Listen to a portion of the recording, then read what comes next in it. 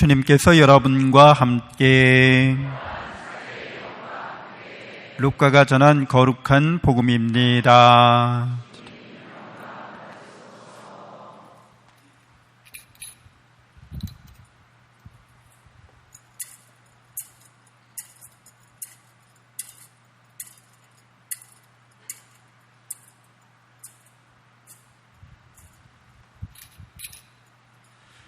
그 무렵 마리아는 길을 떠나 서둘러 유다 산악지방에 있는 한 고을로 갔다. 그리고 지카르야의 집에 들어가 엘리사벳에게 인사하였다. 엘리사벳이 마리아의 인사말을 들을 때 그의 태안에서 아기가 뛰놀았다. 엘리사벳은 성령으로 가득 차 큰 소리로 외쳤다. 당신은 여인들 가운데서 가장 복되시며 당신 태중의 아기도 복되십니다. 내 주님의 어머니께서 저에게 오시다니 어찌된 일입니까? 보십시오. 당신의 인사말 소리가 제 귀에 들리자 저의 태안에서 아기가 즐거워 뛰놀았습니다. 행복하십니다. 주님께서 하신 말씀이 이루어지리라고 믿으신 분. 그러자 마리아가 말하였다. 내 영혼이 주님을 찬송하고 내 마음이 나의 구원자 하느님 안에서 기뻐 뛰니 그분께서 당신 종의 비천함을 굽어보셨기 때문입니다. 이제부터 과연 모든 세대가 나를 행복하다 하리니 전능하신 분께서 나에게 큰 일을 하셨기 때문입니다. 그분의 이름은 거룩하고 그분의 자비는 대대로 당신을 경외하는 이들에게 미칩니다. 그분께서는 당신 팔로 권능을 떨치시어 마음속 생각이 교만한 자들을 흩으셨습니다. 통치자들을 왕좌에서 끌어내시고 비천한 이들을 들어 높이셨으며 굶주린 이들을 좋은 것으로 배불리시고 부유한 자들을 빈손으로 내치셨습니다. 당신의 자비를 기억하시어 당신 종 이스라엘을 거두어 주셨으니 우리 조상들에게 말씀하신 대로 그 자비가 아브라함과 그 후손에게 영원히 미칠 것입니다. 마리아는 석 달가량 엘리사벳과 함께 지내다가 자기 집으로 돌아갔다. 주님의 말씀입니다.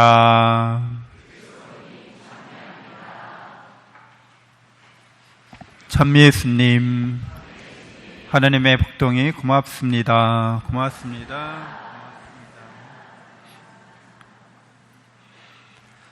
네, 오늘은 광복절이기도 합니다. 우리 민족이 다시 빛을 찾은 기쁨의 날인 거죠. 일제 치하를 겪으면서 우리의 민족성, 우리 민족의 정신을 일제는 없애버리려고 여러 가지 정책을 폈죠. 그것은 마치 마귀가 하는 짓과 같습니다. 마귀들은 우리들에게 하느님의 모상성을 쥐어버리려고, 그래서 자신의 뜻과 자신의 욕망에 따라서 우리를 지배하려고 그렇게 노력하고 있는 거죠. 그렇게 유혹하고 그렇게 사람들에게 들어오려고 합니다. 어떤 국가가 다른 국가의 영토와 국민과 또 주권을 침해하고 그렇게 자신 그 민족 고유의 민족 정신을 말살하려고 한 예는 그렇게 많지 않습니다. 다른 유럽의 식민지들은 그냥 경제적인 수탈만 하려고 했지 그들의 정신이나 민족성을 없애려고 하기까지는 안 했다는 거죠. 근데 일본 제국주의자들은 우리에게 그렇게 대했습니다.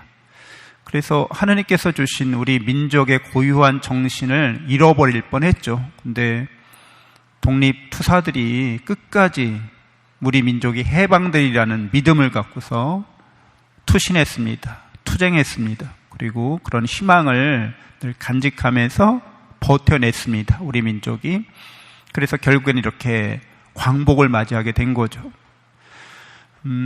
우리 광복에 대해서 미국이 원자폭탄을 터뜨려서 우리가 겨우 운 좋게 해방됐다 이렇게 여길 수도 있지만 사실 역사적으로 맞지 않는 거죠. 우리 민족이 이렇게 투쟁하고 항일 독립 투쟁을 가열차게 하지 않았으면 카이로 회담 때 장제스가 참석했는데 그때 우리 대한민국의 해방을 약속받았던 거죠. 만일 우리가 가열차게 독립운동을 안 했으면 장제스가 우리 민족의 독립에 대해서 그 카이로 회담 자리에서 말하지 않았을 겁니다. 그렇게 되면 우리 민족은 45년에 해방되는 게 아니라 그보다 훨씬 후에 해방될 수도 있었습니다. 그러니까 우리가 어떤 이런 희망을 갖고서, 믿음을 갖고서 민족을 사랑하는 마음을 이렇게 표현하는 분들이, 애국지사들이 많았기 때문에, 독립운동에 가담한 분들이 많았기 때문에 일찍 해방된 거죠. 자유로운 대한민국의 국민으로서 살 수 있게 된 겁니다.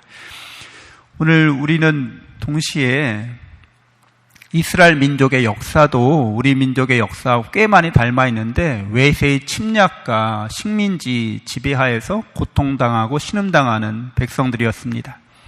그런데 이러한 로마 제국의 침략이나 식민지 정책이나 일제나 마찬가지인데, 세상에는 이렇게 죄악이 가득 차 있다는 거죠. 그래서 제2독서에서 바오로 사도는 그것을 아담의 죄로 말미암아 이렇게 죽음이 이 세상에 왔다고 우리에게 전해주고 있습니다. 한 사람의 죄를 지어서 이 세상에 죽음이 들어왔다는 거죠. 근데 그 아담이라는 말은 일반 명사이기도 합니다. 그러니까 사람이란 뜻이에요. 사람이 죄를 지어서 죽음이 이 세상에 들어왔다고 우리가 이해하면 됩니다. 모든 사람이 죄를 지어서 하나님의 영광을 잃어버렸다고도 합니다. 어떤 특정한 사람, 아담 한 사람이 죄를 지어서 우리가 죄인이 됐다, 이렇게 해석하기보다는 우리가 아담과 같이 죄를 졌다는 거죠. 사람들은 모두 죄를 짓는다는 거죠. 원래 우리는 하느님의 모습을 닮은 존재인데, 죄를 졌다는 것은 하느님을 닮아가지 않는 삶을 우리가 살고 있다는 그런 말이기도 합니다. 그래서 하느님을 닮아가지 않기 때문에, 세상을 더 사랑하기 때문에, 세상을 사랑하는 사람들은 이웃에 대해서, 이웃 민족에 대해서 악마처럼, 그렇게 마귀처럼 군다는 거죠. 그래서 이 세상에는 죄악과 죽음이 판을 치게 되었습니다. 그것이 넘치게 되었던 거죠. 그래서 이렇게 사람을 구원하시고자 하느님의 아드님께서 그 사람의 아들로 오십니다. 우리 죄인들, 아담의 자손으로 오시는 거죠. 하느님의 아드님이 사람의 아들이 되셨다고 하면 우리로 하여금 이제 하느님을 잘 닮아가는 진정한 사람의 모습을 보여주신다는 거예요. 그래서 예수님은 어떻게 사람이 살아야 되는지, 하느님을 사랑하고 이웃을 자기 자신처럼 사랑해야 되는지, 그럼으로써 하느님을 닮아가는 삶이 어떤 것인지, 이웃에게 어떻게 대해줘야 되는지를 우리에게 증거해 주십니다. 그리고 우리가 죄악과 죽음에서 구원받을 수 있도록 우리 죄에 대한 속죄양이 되어 주십니다. 그래서 우리가 모두 다 예수 그리스도로 말미암아서 하느님의 사랑을 깨닫고 믿게 되었고, 그 사랑에 희망을 간직하게 되었습니다. 그래서 우리 그리스도인들이 이렇게 예수님을 통해서 참 사람의 아들, 참 하느님의 아드님을 통해서 구원의 길로 가게 되었는데, 이 길에 있어서 첫 번째 제자, 가장 훌륭한 제자, 바로 성모님이신 거죠. 성모님은 하느님의 아드님을 잉태하십니다. 그래서 하느님의 말씀을 이 세상에 구원자로 이렇게 나타나게 하시는 역할을 수행하셨습니다. 또한 예수님을, 그분의 구원의 길을 언제나 동행하시고 뒤따르셨습니다. 십자가에 죽으시기까지 그렇게 예수님의 충실한 제자로서 사셨습니다. 그래서 성모님은 가장 먼저 예수님을 이렇게 충실히 따른 제자로서 우리가 마침내 어떻게 되리라는 것을 보증해 주는 그런 분이 되셨습니다. 예수님은 우리를 위해서 죽으셨다가 부활하신 참 하느님 참 사람으로서 우리에게 영원한 생명과 영원한 행복에 대한 희망을 주셨는데, 그것에 따르는 첫 번째 제자로서 성모님이 예수님처럼 죽었다가 부활하셔서 승천하십니다. 그래서 초대교회는 이러한 믿음을 간직하고 있었습니다. 300년 때부터 신자들 사이에 이제 종교 박해가, 그리스도교의 박해가 끝나고 난 다음에 신자들은 성모님에 관한 이야기가 널리 퍼지게 된 거죠. 그래서 에페소 교회, 여러분 지금 터키 지방인데 그 에페소 지방에 성모님을 모신 성당이 있죠. 요한 사도가 에페소에서 주교로서 이제 그 지역에서 사목 활동을 하셨고 성모님을 모시고 요한 사도가 모시고 다녔기 때문에 거기에서 요한 사도가 바로 성모님이 선종하시는 것을 보았습니다. 무덤에 모셨는데 다른 제자들이 왔을 때 성모님의 무덤이 비어 있음을, 그래서 그 이후부터 성모님에 관한 이런 이야기들이 전해졌던 거죠. 그래서 우리는 성모님처럼 그렇게 충실한 제자로서, 예수님의 제자로서 살아가야겠습니다. 이 말은 우리가 하나님의 영원한 사랑에 대한 믿음을 확고하게 갖고 있다는 거죠. 그래서 성모님이 오늘 마니피캇에서 성모님의 노래에서 밝힌 것처럼 어떠한 절망 속에서도 어떠한 역경 속에서도 늘 하나님께서 우리를 구원하시리라 그렇게 믿고 있었던 겁니다. 그래서 우리는 세상 살면서 겪게 되는 여러 역경과 시련 속에서도 성모님과 같은 희망을 간직하고 살아가야겠습니다. 그런 우리의 희망이 참된 희망인 거죠. 그래서 우리가 세상을 살아가면서 아담이 지었던 죄, 우리 모두가 지었던 죄, 곧 하느님을 사랑하지 않음으로써 세상을 사랑하면서 세상에 대한 희망을 거둘 줄 알아야겠습니다. 세상에 대한 희망을 다른 말로 말하면 욕망인 거죠. 헛된 것에 대한 욕망. 무엇이 있을까요? 여러분, 헛된 것에 대한 욕망. 우리가 바라보는 모든 것들은 헛된 것에 대한 욕망이기도 합니다. 돈이나 권력이나 명예나 그런 것들 욕망하죠. 우리가 세상의 어떤 모든 것들 욕망합니다. 그러나 그런 욕망이 충족될 리 없다는 거예요. 그리고 그런 욕망이 우리에게 참된 행복을 주지도 않는다는 거예요. 그러니까 욕망을 우리가 아무리 만족하려고 해도 되지 않는 법입니다. 절망하게 되죠. 아무리 건강하기를 욕망한다 해도 나이 들고 병 들어서 죽게 됩니다. 그러니까 절망으로 끝날 수밖에 없는 거죠.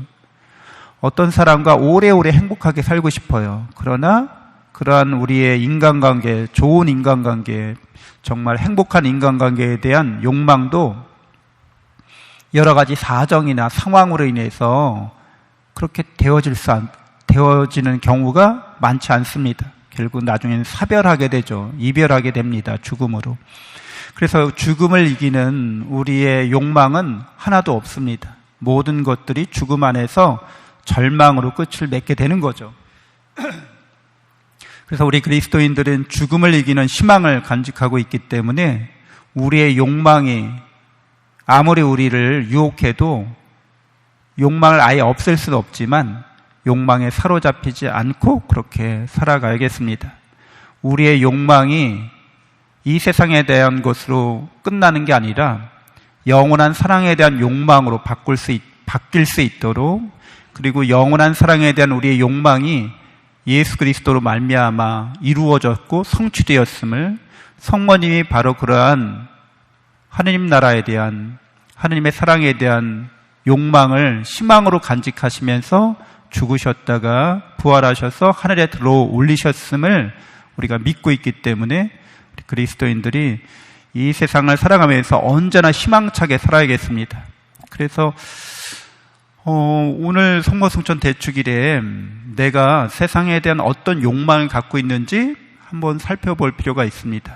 그 욕망들이 과연 성취될 것인지, 그리고 계속 유지될 것인지, 나에게 만족을, 끊임없이 참된 행복을 줄 것인지 있는 그대로 살펴보고, 그렇지 않다는 것을 우리가 받아들이고, 그리고 영원한 사랑에 대한 희망으로 그 욕망을 바라볼 수 있어야겠습니다. 그래서 그 욕망이 이 세상의 것으로 끝나는 것이 아니라 사랑을 위한 욕망이 되도록, 그리고 그 사랑이 이미 우리에게서 예수님을 통해서 완성되고 성취되었음을 감사하면서 우리는 희망으로 우리의 인생을 잘 걸어갈 수 있어야겠습니다. 성모님과 동행하면서 희망의 삶을 살아갈 수 있어야겠습니다. 절망에 빠진 사람들에게 희망을 안겨주는 사람들이 되어야겠습니다. 베드로 사도가 여러분은 누가 물어보든지 여러분이 지닌 희망에 대하여 답변할 수 있도록 준비해두라고 3장 15절에서 우리에게 말씀하고 있습니다.